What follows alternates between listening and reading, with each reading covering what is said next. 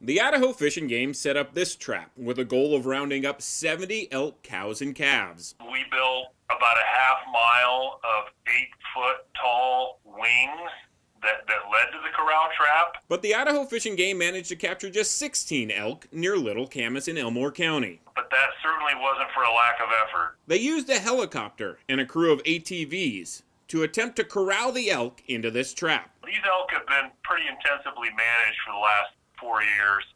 And to be blunt, they're pretty cagey. Trapping elk was the final step in a three-pronged approach to stop elk from ruining farmers' crops near Little Camas, with the first step using non-lethal hazing measures. So we've killed 50% less animals this year at 2 different properties than we did in 2019. The Idaho Fish and Game has also looked into hunting as a solution, and they've tried to work with landowners in Elmore County, sometimes successfully, but sometimes not. To say there's no access is not true, but the landowners they do regulate access to their private property. So the Idaho Fish and Game tried trapping elk, but the elk would not cooperate. Well, in some ways, I wish they would have stampeded, but they didn't.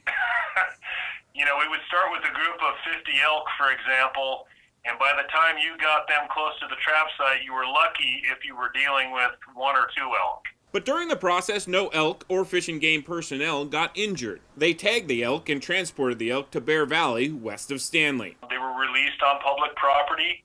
We checked the radio collars this morning. The elk have moved about a mile from the release site. They're up on a ridge line, and everybody seems to be doing fine. Steve Dent, Idaho News 6.